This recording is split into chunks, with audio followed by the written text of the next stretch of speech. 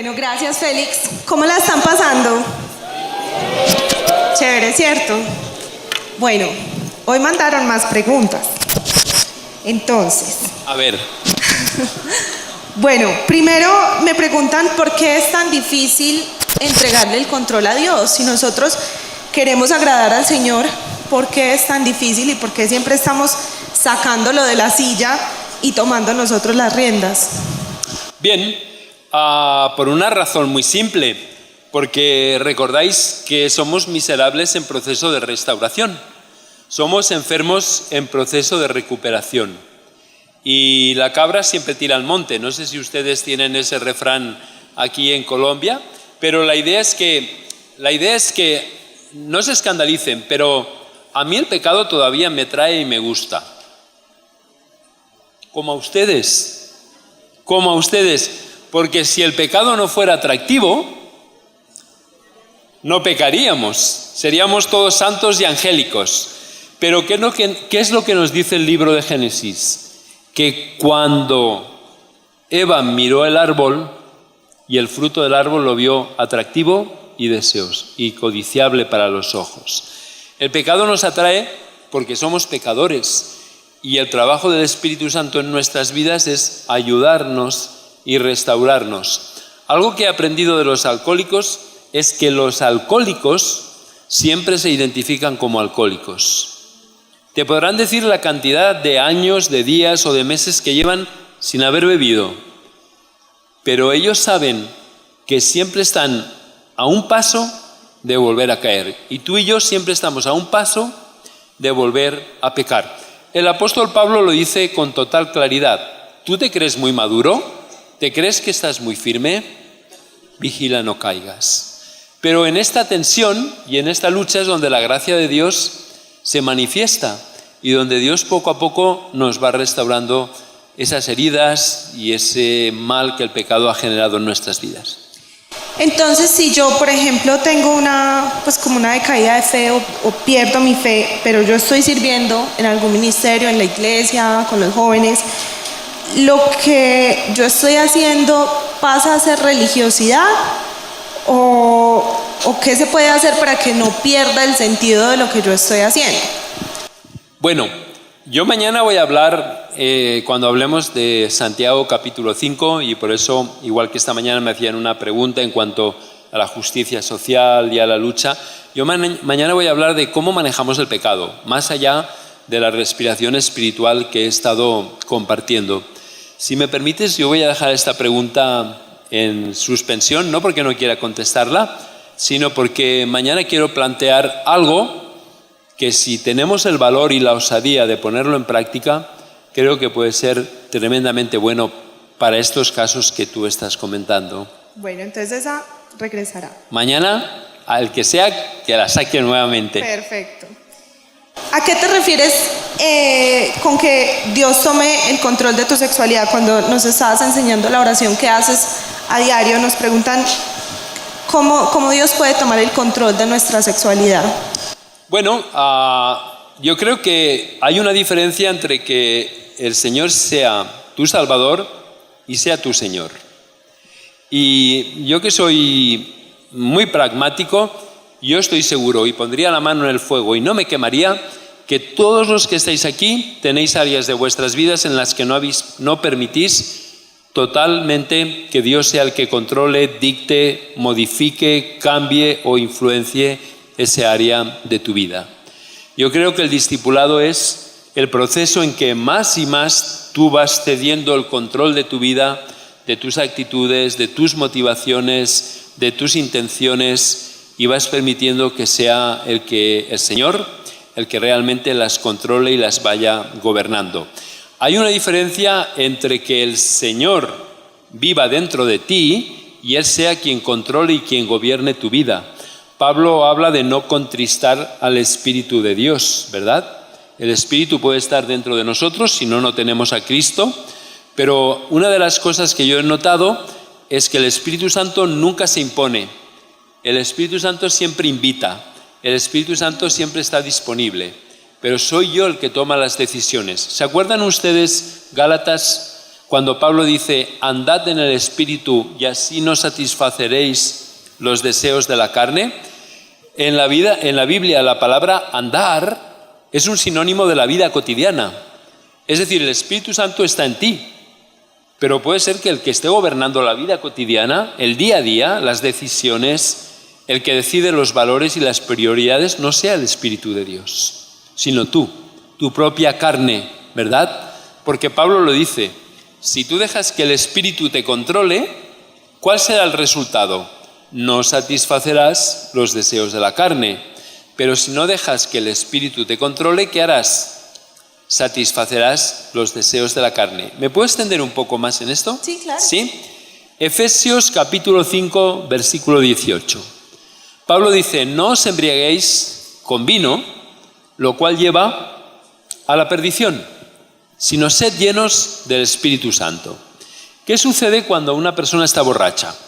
¿Habéis visto a alguien borracho por la calle o en vuestro contexto? Esa persona actúa de una manera que no es normal y natural. Todos hemos visto personas muy honorables, muy serias, muy respetables, que cuando el vino les controla, tienen conductas vergonzosas para ellos mismos y para los que les rodean. Fijaos el contraste. Pablo dice, si te controla el vino, va a producir en ti una conducta que no es natural.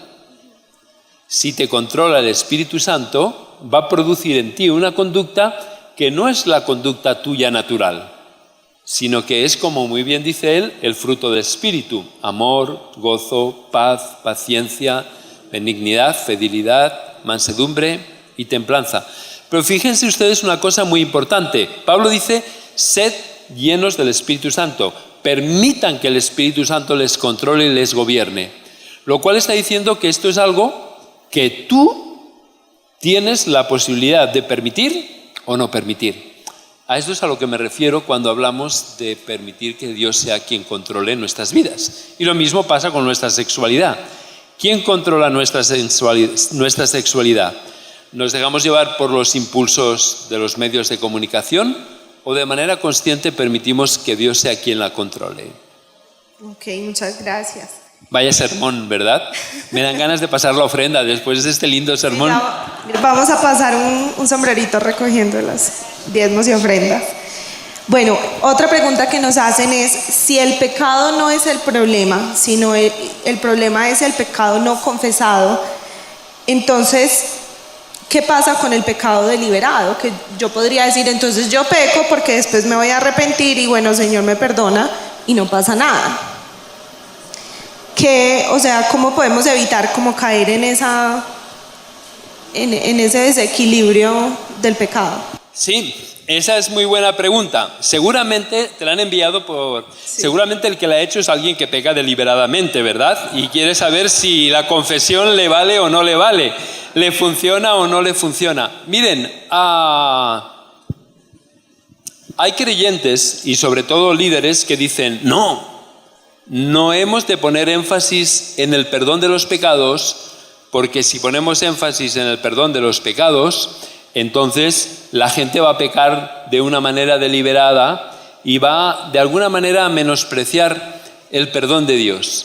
Pero lo cierto es que la Biblia dice que si confesamos nuestros pecados, Dios es fiel y justo para perdonarnos y limpiarnos de toda maldad.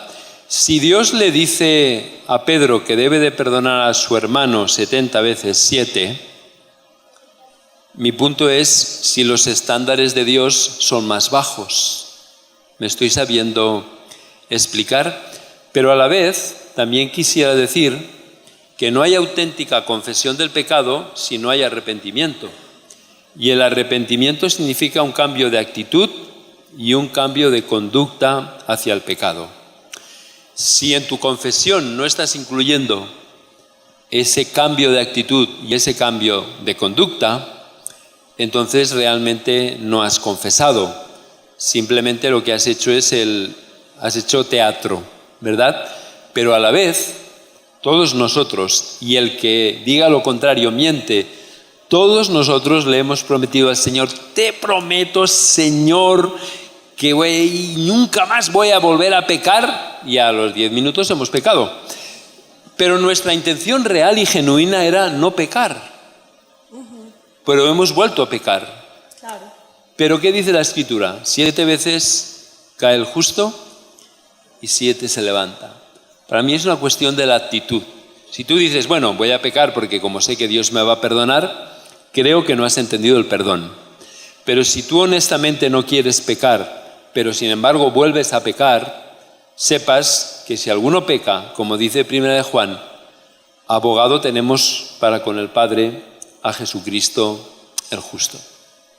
Bueno, ahora tengo una pregunta que es muy interesante. Me la hicieron en persona y me dijeron, quiero que le preguntes a Félix esto. Tú estabas hablando de la religiosidad y que a veces vestimos como de moralidad nuestras acciones como cristianos y le damos a Dios religiosidad en vez de darle espiritualidad. Hubo hace poquito un debate aquí en Colombia, hubo un debate entre una diputada cristiana y una actriz porno sobre la pornografía infantil. Obviamente, sobre la pornografía en general, obviamente tenían puntos de vista muy diferentes, pero en algo que estuvieron muy de acuerdo es que la pornografía infantil es muy dañina. Entonces, la actriz porno le dijo a la diputada, ¿por qué no trabajamos juntas para erradicar la pornografía infantil? Entonces, la pregunta que me hicieron fue, porque la reacción de mucha gente en el sector cristiano fue, hasta que ella no deje de ser actriz porno, no podemos trabajar con ella, por más de que quiera hacer algo bueno.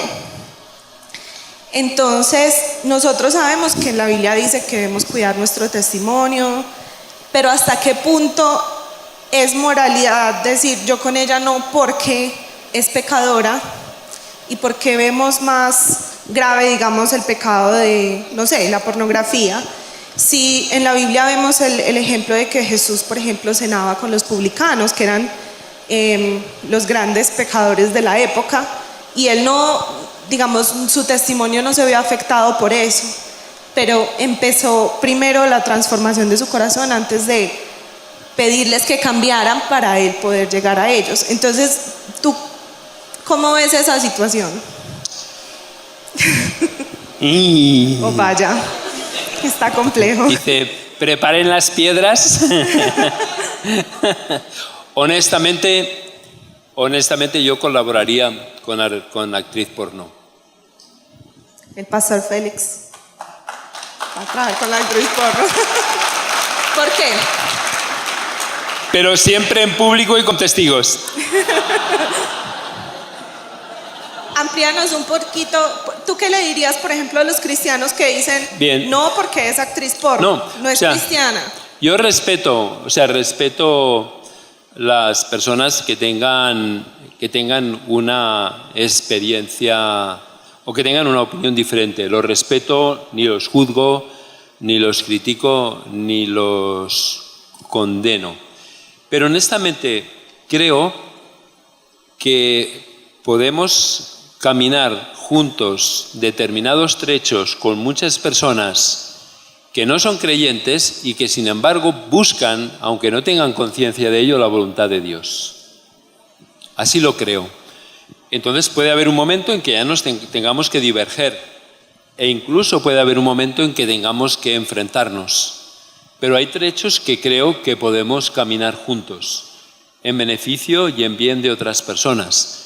Y tampoco sabemos la influencia que nuestro testimonio, en este caso de esta diputada, puede tener sobre la vida de estas personas. Pero yo en esto creo que hay que seguir el ejemplo del apóstol Pablo y sus enseñanzas. ¿Tú crees que no lo has de hacer?